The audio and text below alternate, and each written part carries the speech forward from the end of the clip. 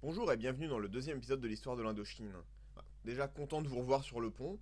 La dernière fois, nous avons parlé de l'état du monde en 1415, de la caravelle dans son invention et des raisons qui ont poussé les Portugais à partir sur les grandes mers.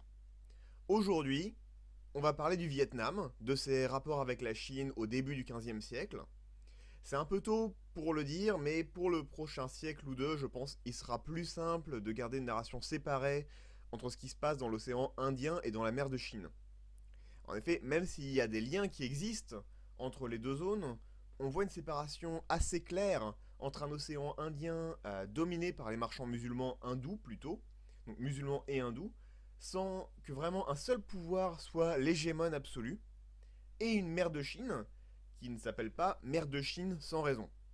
À l'est de la Thaïlande, on entre vraiment dans un autre monde. Alors, ces deux mondes sont évidemment bien plus connectés que ne l'étaient l'Europe et l'Inde avant le XVe siècle, par exemple, mais on peut les prendre relativement séparément. D'un côté, un ensemble islamo-hindou allant de la baie du Bengale au Mozambique. Ce monde trafique des épices, de l'or et des esclaves d'Afrique. Les marchands musulmans et Gujarat, du nord de l'Inde, y sont très puissants. Même si on retrouve des acteurs étatiques relativement puissants selon les époques, aucun ne sort vraiment du lot pour imposer sa loi. A l'inverse, des réseaux transversaux basés sur la religion ou l'ethnicité par exemple, sont le ciment de ce bloc. De l'autre côté, on a un réseau centré sur la Chine qui va exporter de l'or, de la porcelaine contre des épices et du métal d'argent. Ce réseau, comme on va le voir, est organisé comme un ensemble d'états tributaires de la Chine.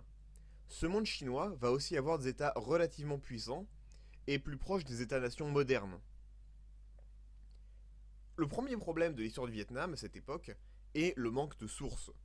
On va surtout travailler à partir du Dai Viet Su Ki, qui est un document sur lequel on va revenir. Le deuxième problème de l'histoire du Vietnam est que le Dai Viet Su Ki est un texte uniquement vietnamien, un langage que je ne maîtrise pas, comme la plupart des potentiels historiens français et même étrangers. Je vais donc devoir travailler sur des sources secondaires, comme par exemple le par ailleurs excellent cours d'histoire adamite à l'usage des écoles de la basse Cochinchine, écrit par Vin Kit Trong, et Jean-Baptiste Pétrus et publié en 1875. Le troisième problème de l'histoire de l'Indochine, et du Vietnam à cette période, est que le Dai Viet Su Ki est la chronique officielle de la dynastie régnante des Lé. Donc nous bossons sur une seule source, qui est la source officielle. On imagine bien qu'elle ne va pas présenter les autres dynasties de la meilleure façon possible, et risque de transformer les Lé, notamment, en une lignée de super-héros. C'est comme écrire l'histoire de la Seconde Guerre mondiale en lisant uniquement les mémoires de De Gaulle. On pourra avoir l'impression générale et tout ça, mais il est probable que les détails apparaîtront plus en faveur du général qu'autre chose. La narration va donc tout faire pour faire apparaître les Chinois comme un ennemi immense, insurmontable, que nos héros vont défaire héroïquement. Le Vietnam, donc. Au XVe siècle, c'est une période absolument charnière pour le Vietnam. Vraiment un moment pivotal, très important. À cette époque, le pays n'est pas encore unifié dans ses frontières modernes. On trouve une séparation entre la moitié nord, tenue par la dynastie des Trinh, donc une dynastie vietnamienne, et le sud, qui n'est pas encore vietnamien, mais qui comprend le royaume de Champa, qui correspond au sud de Hue, à la façade est, tandis que le sud, là où est Saigon et tout le détroit du Mekong, appartient au royaume du Cambodge. À cette époque, le royaume des Trinh est fatigué par des décennies de luttes permanentes contre les Champas au sud et des luttes dynastiques culminant en 1400 par un coup de palais. Okili, régent depuis 1394, après de nombreuses intrigues, dégage officiellement l'ancienne dynastie des Tran, qui régnait depuis le XIIIe siècle. Un point très important à souligner ici est l'importance du lien entre le Vietnam et la Chine. Le roi du Vietnam est légitimé, confirmé par l'empereur de Chine. À cette époque, la Chine est au sommet. Après avoir dispersé les hordes mongoles, elle va organiser un système d'État tributaire autour d'elle. La Chine se voit comme le centre naturel du monde, et les autres royaumes comme ses vassaux naturels. Toute la péninsule indo-chinoise, jusqu'à la Birmanie, lui doit allégeance, ainsi que la Corée et l'insulinde, les îles de l'Indonésie et de la Malaisie. C'est un système plus symbolique qu'autre chose. Les vassaux envoient des produits du sol, l'empereur renvoie des biens de plus grande valeur. En retour, la Chine valide l'investiture des nouveaux rois. Cette puissance tient pour beaucoup à la démonstration de force de la dynastie Ming qui a chassé les Mongols de Chine en 1368 et a enlevé une grande menace aux pays limitrophes.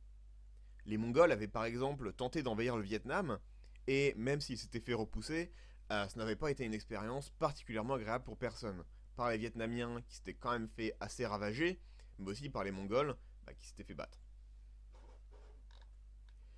La Chine ne veut pas particulièrement s'étendre à l'époque. Elle est ravie de pouvoir asseoir son pouvoir, et tant qu'il n'y a pas de menace, elle ne fera pas trop de bruit. De toute façon, elle doit encore se protéger contre les hordes nomades du nord et de l'ouest. Ça veut pas dire que ce sont des pacifistes, pas du tout. En 1377, par exemple, les Coréens vont conclure une alliance avec les Mongols de Mandchourie. L'empereur ne va pas apprécier et va donc menacer, je cite sa lettre, « Je menace d'envoyer notre flotte en formation, s'étendant sur des kilomètres et apportant avec elle des dizaines de milliers de soldats. Même si nous ne vous exterminons pas, nous pourrons faire de la majeure partie de votre population des prisonniers, donc des esclaves. » On voit bien, c'est dans la joie et la bonne humeur. Il faut bien noter que cette menace, comme d'autres, ne seront pas mises à exécution. Les seules mesures que la Chine prendra seront des mesures d'embargo économique. La Chine, en effet, n'a pas la capacité de projection nécessaire. En théorie, elle a les soldats, mais toutes ses forces sont occupées à la défense des frontières contre les Mongols. À l'opposé, Okili, donc le régent d'Indochine, va finir en 1390 avec la menace Champa, en tuant leur roi et en annexant leur province du Nord.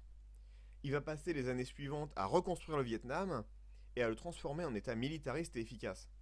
Il va même envahir les marches chinoises en 1402, ce qui, comme on va le voir, va être légèrement problématique. Okili va envoyer des ambassadeurs à l'empereur pour se voir confirmer en 1400, selon le rituel habituel. À ce moment, la guerre civile commence à fermenter entre les partisans de la dynastie Tran, qui n'acceptent que difficilement l'usurpateur et son fils qu'il a placé sur le trône un an après son accession au pouvoir, et donc Okili et sa famille, qui veulent le pouvoir. Okili, prétextant l'absence de successeur Tran, l'empereur le confirme en 1403, laissant Okili asseoir son pouvoir. Là, c'est intéressant. Normalement, l'empereur de Chine est le protecteur de la dynastie régnante, et donc protecteur du Vietnam. S'il y avait encore eu des descendants au trône, l'empereur aurait eu pour devoir de protéger la lignée légitime, donc des Tran. En l'absence d'héritier, il va accorder l'investiture aux prétendants logiques, en l'occurrence Okili qui était régent. En 1401, il sera succédé par Oh Han Chong, son fils, après qu'il se soit retiré du pouvoir officiel en gardant le titre de roi-père, donc il est consultant. En parallèle, en 1403, un nouvel empereur de Chine se voit couronné après 3 ans de guerre civile. Il a acquis ses galons sur le champ de bataille et se veut moins passif que le précédent. En 2 ans, l'empereur Yongle va redresser le pays.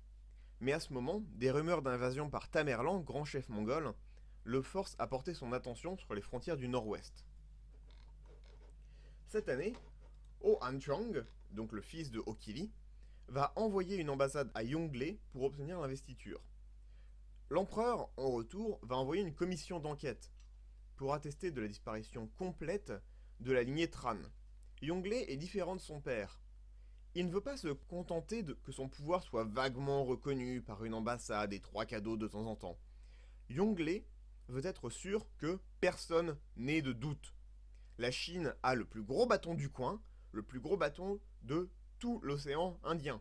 Que tout le monde le sache et l'accepte, sinon vous allez vous prendre des coups dans la tronche. Cette politique de domination complète se traduira notamment par la flotte de Zheng He, dont les bateaux gigantesques traversent l'océan Indien, de Pékin à Mombasa, aujourd'hui au sud du Kenya. On reviendra sur Zheng He et sa flotte un peu plus tard, cela nous permettra de faire une visite de l'océan Indien, ce sera très pratique. Il était traditionnel pour les empereurs de considérer la Chine comme le centre du monde. L'objectif de Yongle, c'était de s'assurer que tout le monde le reconnaisse et que tout le monde, pas seulement les Chinois, reconnaissent la Chine comme le centre du monde. Pendant l'été 1403, les Vietnamiens vont jouer à leur sport national, qu'ils apprécient beaucoup, qui est de taper sur les Champas. Ils vont donc assiéger Kampapura, la capitale du Champa, par une attaque terrestre et navale.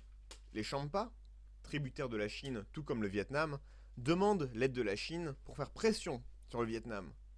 L'ambassade chinoise, accompagnée tout de même de 9 vaisseaux de guerre, va croiser la flotte annamite vietnamienne et lui demander de gentiment arrêter de taper sur les Champas dès qu'ils ont le dos tourné.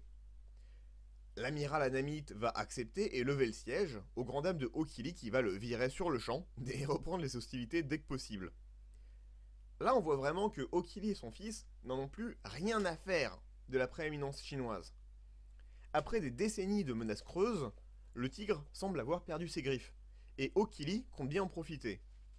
Néanmoins, temporairement pour calmer la Chine, il va envoyer un convoi de nonnes, d'eunuques et de masseuses. La commission d'enquête envoyée par Yongle revient d'Annam, porteuse d'une lettre de Ho Han-Chuang, le fils de Ho Kili, et contresignée par les familles nobles, clamant que la lignée de Tran est effectivement éteinte.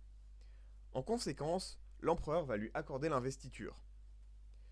Ça paraît un geste d'apaisement, et on pourrait penser que la situation va se dégonfler, mais il n'en est rien. Yongle va présenter un ultimatum aux ambassadeurs d'Annam quelques mois plus tard. Vers août, des ambassadeurs Champa arrivent à la cour de Yongle, porteurs d'une missive de la plus haute importance. Les Vietnamiens continuent leur invasion, malgré les remontrances chinoises. Champa va alors offrir à l'empereur la souveraineté complète et l'administration de leur royaume pour les protéger. Donc ils offrent de devenir un protectorat direct, très important. C'est un nouvel ultimatum de la part de la Chine et donc de nouvelles tensions. En octobre 1404, le 2 pour être exact, soyons précis, un homme prétendant appartenir à la dynastie des Tran se présente à l'empereur. Ça met évidemment à mal l'argument que la lignée est finie et donne un prétexte parfait à l'empereur. En 1405, Tamerlan, le leader mongol, meurt. Libéré de sa menace au nord, Yongle peut alors se concentrer sur le Vietnam. Au début de 1406, le prétendant Tran, accompagné d'une forte escorte chinoise, passe la frontière pour récupérer son trône. Malheur! Le 4 avril, il tombe dans une embuscade, l'escorte est massacrée sur le champ et il est tué sur le champ de bataille. Ho Han-Chuang annonce une grande victoire, ce qui veut aussi dire qu'il admet que l'attaque venait de lui.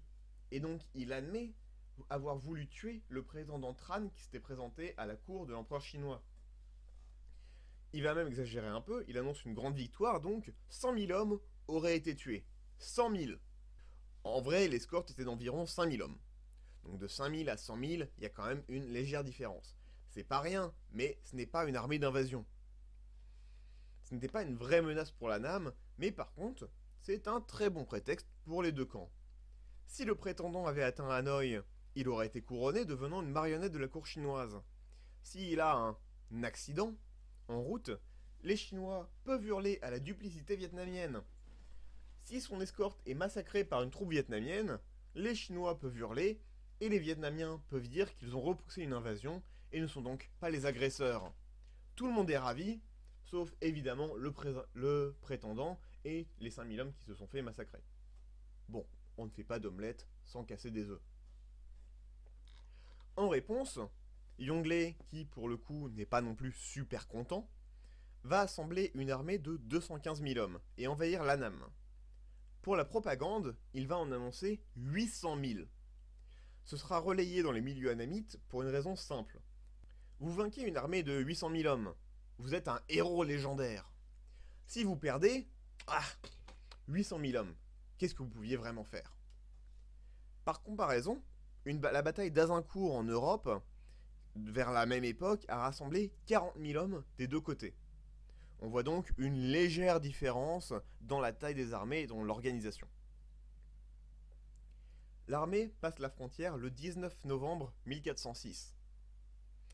J'aimerais bien vous raconter une longue campagne, le combat héroïque des Vietnamiens, mais le 16 juin, Okili et son fils sont capturés, la résistance annamite est brisée. Une campagne de 7 mois en tout. 7 mois pour conquérir l'Annam. Yongle réussissait deux choses par ça. 1. Il sécurise sa frontière. Le Vietnam avait fait des avancées modestes, mais certaines, dans quelques provinces à la frontière, et agissait de façon arrogante. Il y avait un risque que le pays devienne une puissance régionale pouvant concurrencer la Chine, surtout s'il réussissait à annexer complètement le Champa. Deuxièmement, il s'agissait de montrer à tout le monde qui était le patron. Avec une campagne de 6 mois contre les barbares du Sud, ça faisait aucun doute. Le patron, c'est la Chine. Le patron, c'est Yongle. Après la chute de Okili, les Chinois font mine d'appeler un éventuel prétendant Tran au trône, avant de remarquer à quel point c'était dommage qu'il n'y ait personne, et que, puisqu'ils étaient là, autant installer leur administration. Ça tombait bien. Mais à l'automne 1407, coup de tonnerre. Un prétendant Tran, la dynastie que Okili avait renversée, et que les Chinois étaient venus rétablir, sort du bois et se fait couronner par un général vietnamien. Ce roi, qui prit le nom de Gian Dinh, ne put attirer assez de partisans dès le début pour tenir tête aux Chinois, et va se faire rapidement repousser dans la province du Ge Han. Retenez bien ce nom, il va retenir souvent dans cet épisode. Ge Han est une province à 83% montagneuse au sud du Tonkin. Sur une carte, c'est là où le Vietnam s'enfonce comme un pic dans le Laos, au nord de la bande centrale de l'Annam. C'est donc une région difficile d'accès, où on peut facilement monter des embuscades si on connaît le terrain, à distance correcte du cœur du Vietnam de l'époque et avec un accès à la mer. On pourrait difficilement rêver mieux pour monter une action de résistance. Grâce à de nombreuses rivières, l'approvisionnement est relativement facile si on sait où aller, et est un facteur de plus pour réussir une embuscade. De plus, le fait qu'elle soit au sud l'éloigne des lignes de réapprovisionnement chinoises. Les Chinois contre-attaquent, les Vietnamiens contre-contre-attaquent. Nous sommes maintenant à l'automne 1408. Gian Dinh, le roi du Vietnam, réussit à pousser jusqu'à Hanoï, où il est célébré en libérateur sur le chemin. Il y a une grande bataille contre les Chinois qui se finit en victoire magistrale pour Gian Dinh. Le Vietnam serait-il déjà libéré? Alors, un prince héroïque qui libère son royaume après une bataille décisive contre l'envahisseur, qu'est-ce qui pourrait arriver? Début 1409, Gian Dinh se fait détrôner par un coup de palais. Son neveu revendique le trône et le pays est donc divisé entre les Chinois et les deux factions rivales, envoyant le pays dans la guerre civile alors qu'ils étaient quand même encore en guerre contre l'envahisseur. Gian Dinh va se faire battre très rapidement par les troupes de son neveu alors qu'il progressait contre les Chinois. Son neveu va très diplomatiquement lui conférer le titre de roi-père et commencer à travailler avec lui aux problèmes plus pressants, légèrement, de l'invasion étrangère. Ils ont un certain succès, réussissant à bloquer les troupes chinoises dans les forts et donc à ravir l'initiative. Mais une nouvelle armée chinoise va rapidement renverser la vapeur. Après les difficultés, la cour annamite va se réfugier dans le Ge Han, dont on a parlé avant. Les Chinois vont occuper le reste du Vietnam et pouvoir asseoir leur pouvoir, mettant les locaux à la corvée, ce qui va provoquer une famine terrible. En 1414, les Vietnamiens rencontrent un certain succès dans une campagne sur la côte. Enhardi, le roi neveu de Gian Dinh va se mettre à la tête de ses troupes pour poursuivre la campagne. En parallèle, il va envoyer une nouvelle ambassade aux Chinois pour demander l'investiture. En 1414, la guerre se termine par une claire victoire chinoise. Les Chinois vont donc commencer une large campagne d'assimilation, interdisant les cheveux blonds et les tatouages, forçant les gens à porter des habits traditionnels chinois et exportant sa religion, etc. Globalement, tout se passe plutôt bien. Il faut dire que pour la première fois depuis 7 ans, le pays est en paix. L'agriculture peut donc reprendre, tout a l'air d'aller, jusqu'à ce qu'en 1416, les Chinois fassent monter la pression et commencent à demander plus de corvées du peuple. À ce moment, Lê Loi, ancien membre de la cour vietnamienne, va se révolter et entamer une guerre de partisans contre l'occupant. Son premier grand succès va arriver relativement rapidement, en 1418, quand le gouverneur du Nghệ va se rallier à lui. Cette révolte va presque réussir à ravir la forteresse régionale, mais devra se retirer face à une armée chinoise, se ralliant à la troupe de Lê Loi. Donc c'est les forces du gouverneur qui se rallient à Lê Loi. On peut imaginer l'ampleur de la guérilla quand on voit que Li Ban, donc le général chinois qui venait d'arriver, va passer 7 mois à pacifier la région. C'est pas une énorme région et ils avaient beaucoup de troupes. Vers 1420, on va voir un tournant dans la guerre. On va passer d'une guerre de guérilla, avec des irréguliers, à des batailles plus rangées, où les Chinois ont un avantage numérique large, mais perdent quand même. On peut imaginer pourquoi. Les troupes vietnamiennes défendant leur pays sont probablement plus motivés, ils veulent être là, le corps des officiers est aussi là, et motivé. Rappelons aussi que ce sont probablement des vétérans, ça fait 15 ans que le pays est en guerre, ils savent se battre. Lê Loi va peu à peu affermir son pouvoir, allant jusqu'à une expédition punitive au Laos qui avait aidé à capturer Gian Dinh, le roi précédent. Un deuxième tournant est en 1424, quand Yongle meurt. Il va en profiter, Lê Loi, pour prendre fermement l'initiative. Les Chinois vont même proposer un traité de paix, dont les négociations vont échouer. Fin 1427, après un nombre incalculable de larges victoires vietnamiennes, qui utilisent des tactiques d'irréguliers aussi, en disant par exemple du poison, en tendant des embuscades, même avec des armées largement supérieures, la paix est conclue en 1427. Après un faux départ où les Chinois ont fait mine de se faire capturer et en fait se sont révoltés. Lê Loi, en 1427, est donc le chef incontesté du Vietnam, reconnu par les Chinois et par les Vietnamiens de tout rang. Bien que Lê Loi demande l'investiture officielle à l'empereur, il va organiser autour de lui un réseau d'États tributaires. Donc il va prendre la place de la Chine régionalement. Il va mourir en 1434 après un règne exemplaire, d'après ses propres chroniques, ce qui, encore une fois, est bien pratique. Mais on n'a pas de preuve que son règne s'est passé autrement que de façon très bien. Il n'y a pas eu de révolte. L'empereur qu'il avait tenté de placer sur le trône est parti assez rapidement, sans, encore une fois, qu'il n'y ait de révolte. Donc on peut imaginer qu'il avait effectivement le soutien de tout le monde. C'était après tout le libérateur du Vietnam. Il a eu de la chance, après ça, d'être succédé par son fils, qui va lancer la dynastie des Lê postérieure. Le Vietnam a de la chance d'avoir plusieurs rois qui régnèrent longtemps. Le deuxième, donc le fils, pour 10 ans, celui d'après pendant 17 ans, et le suivant pendant 38 ans. On reviendra sur cet empereur-là dans un prochain épisode. Celui-ci, donc, celui de 38 ans, Lê Thanh Tông, fut un des grands empereurs du Vietnam. Citons directement Truong Van Qui, donc l'auteur du cours d'histoire annamite. Rien de ce qui se touchait aux choses de l'administration ne lui demeura étranger. Le Vietnam eut donc la chance d'avoir plusieurs rois qui régnèrent longtemps, le deuxième, donc le fils, pour 10 ans, celui d'après pour 17 ans, et le suivant pendant 38 ans. On reviendra sur cet empereur, Lê Thanh Tông, une prochaine fois. En racontant son règne, c'est très pratique, ça nous arrivera en 1498, qui est à peu près l'époque où les Portugais arrivent en force dans l'océan Indien. Pour l'instant, merci beaucoup d'avoir écouté, et à la prochaine fois.